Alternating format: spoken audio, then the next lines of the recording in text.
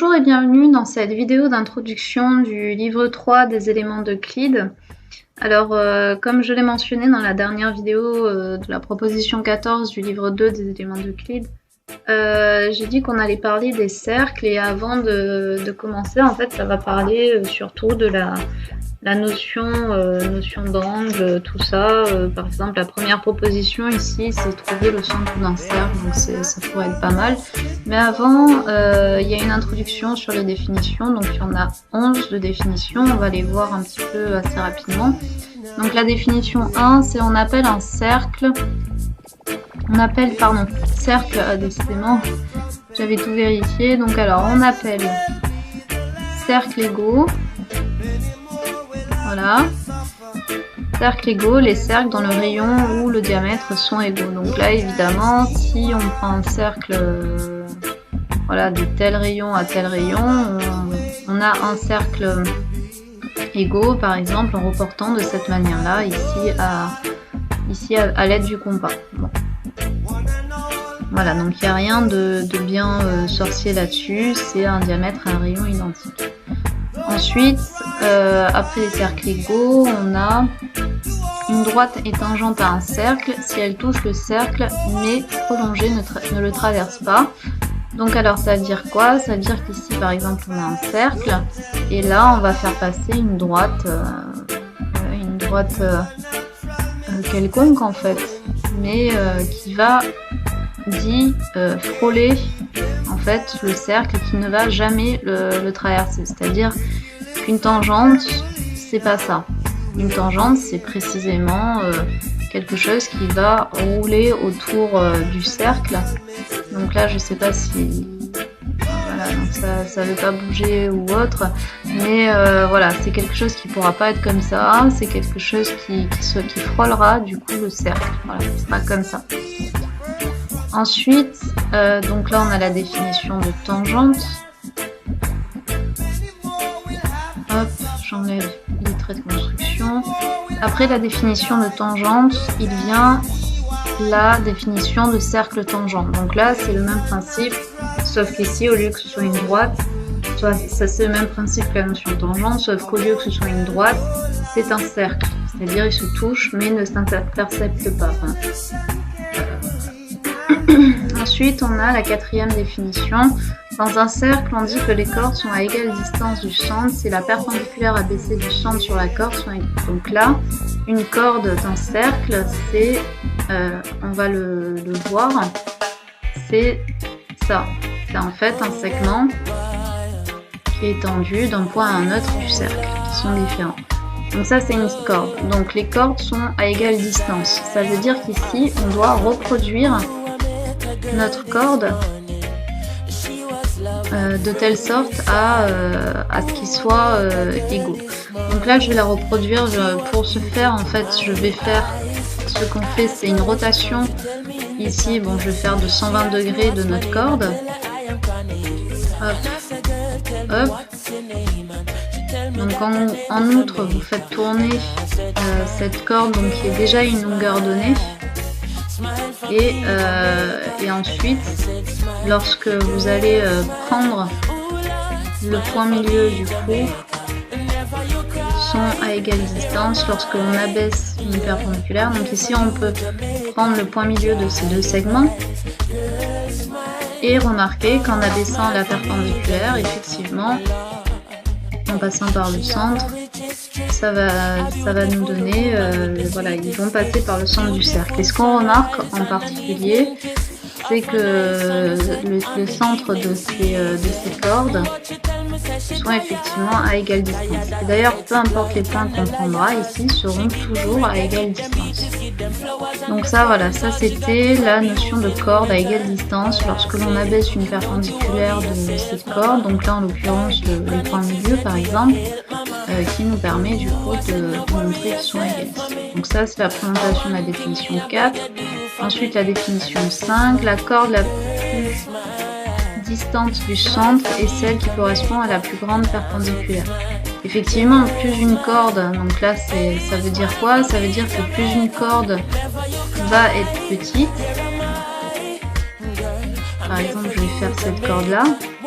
et cette corde-là, et ben, si j'abaisse la perpendiculaire passant par le centre, on voit bien que la distance de la corde CB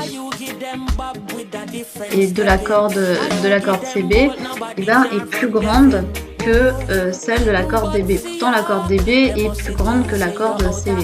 Donc ça tourne toujours sur le centre, ça veut dire qu'en gros les deux points ici vont se rapprocher, plus les deux points CB vont se rapprocher, enfin plus les extrémités d'une corde se rapprochent, plus la perpendiculaire abaissée sur cette corde, passant par le centre du cercle, et bah du coup sera grande. Donc ça c'est juste interprété de cette manière-là. Ensuite qu'est-ce qu'on a? On a donc hop, tac. On a la 6e définition.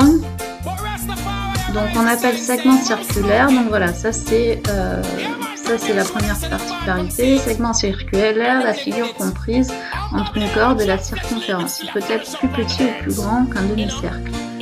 Donc ça en soi c'est simplement, donc vous avez votre cercle, vous avez votre corde, et bien la figure circulaire en fait, ça va être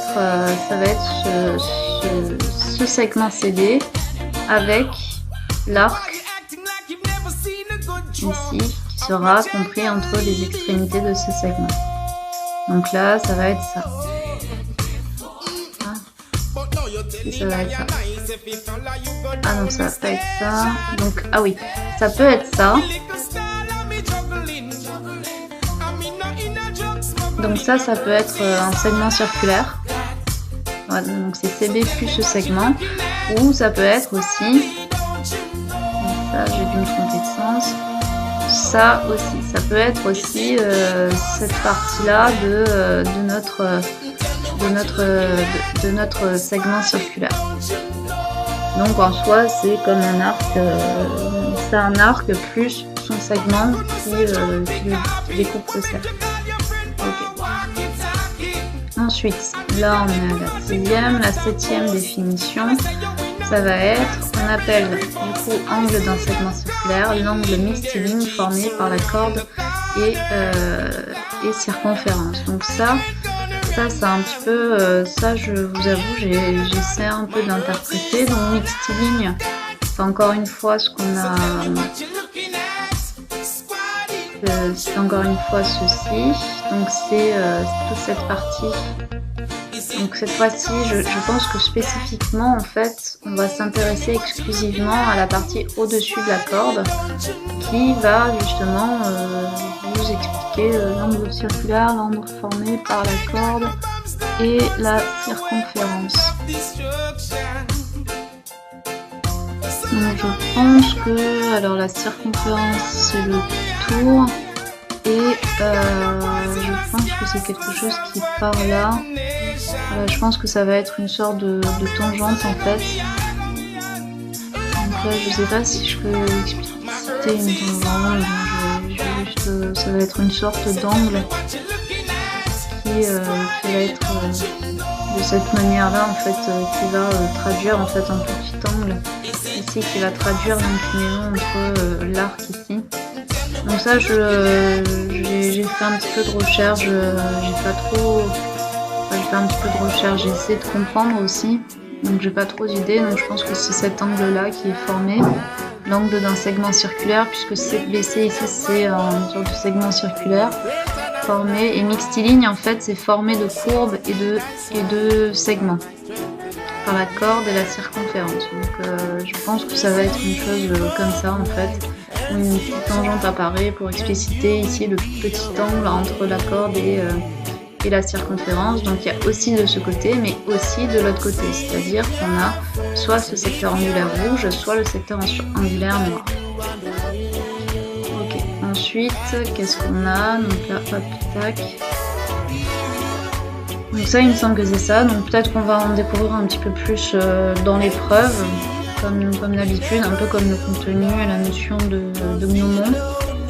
Et voilà, donc ensuite, alors l'angle inscrit, donc ça c'est une notion bien connue. C'est voilà, on a formé par les droites menées d'un point quelconque un arc de segment. Donc on a Donc un angle inscrit dans un segment circulaire, l'angle formé par les droites menées d'un point quelconque de l'arc du segment aux deux extrémités de sa corde. Cette corde est aussi appelée la base du segment. Donc on prend l'extrémité du segment, l'extrémité d'une des cordes qui va être la base du segment, et notre angle inscrit, ça va être ça. Alors angle, voilà, ça va être l'angle inscrit. Je me trompe pas de sens. L'angle DCB va être notre angle inscrit. Et donc c'est ça un angle inscrit dans un cercle, c'est quand on prend la base d'une corde, une des deux extrémités d'une corde qui va devenir donc la base de notre segment de notre angle inscrit.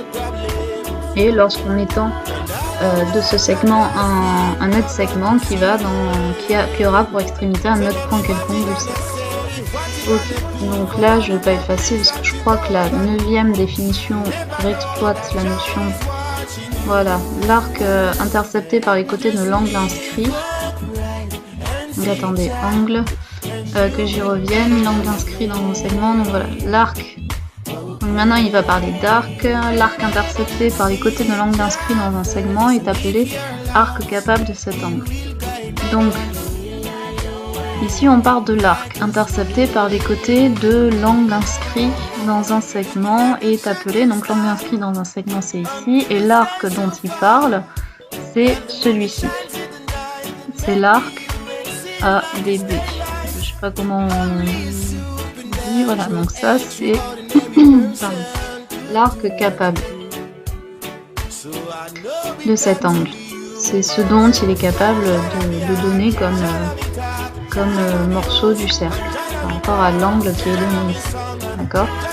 Donc c'est assez intéressant de voir ça comme ça, plutôt comme arc de cercle donné par un angle donné. Alors maintenant on appelle secteur circulaire la figure comprise entre les côtés d'un angle au centre et l'arc qui l'intercepte sur la circonférence. Donc le secteur circulaire c'est ça, donc GeoGebra nous fournit déjà ce que c'est, donc c'est-à-dire que ça part de l'intérieur, c'est-à-dire du centre, et ça forme ça. Donc ça c'est entre les côtés d'un angle au centre et l'arc qui l'intercepte sur la circonférence. Donc c'est précisément là, ici A est le centre de notre cercle. Du coup l'angle ici c'est l'angle du centre et l'arc qui l'intercepte sur la circonférence. Donc ça c'est un secteur angulaire. Donc là on va passer à la définition 11 qui nous parle, donc j'avais un petit peu commencé, qui nous parle du coup de ça du coup pas dupliquer, qui nous parle décidément qui nous parle du coup de segments semblables, de la notion de segments semblables, les segments dont les arcs sont capables d'angles égaux et dont les angles inscrits sont égaux. Bon là ça reprend un petit peu la notion en fait de triangle semblable, c'est-à-dire que mais là on parle de segments dans un cercle. Donc là ce qu'on va faire c'est reproduire notre segment, enfin notre corde DC. Donc on va aller dans le sens horaire, donc ça va être alors on va mettre peut-être 120 degrés, voilà, ça va pas mal, voilà, parfait. Et pareil, on va faire pareil, 120 degrés dans le sens horaire, dans le sens des aiguilles d'une montre, voilà, parfait. Donc là on a reproduit notre petite corde ici, et en fait ce qui va se passer c'est quand on va faire au final par exemple l'angle inscrit ici, hop hop, et là ces deux angles, ces deux angles ici, ces deux angles inscrits seront nécessairement égaux. Et quand il définit deux angles inscrits de cette manière là, donc là on peut vérifier avec GeoGebra, tac, tac, tac.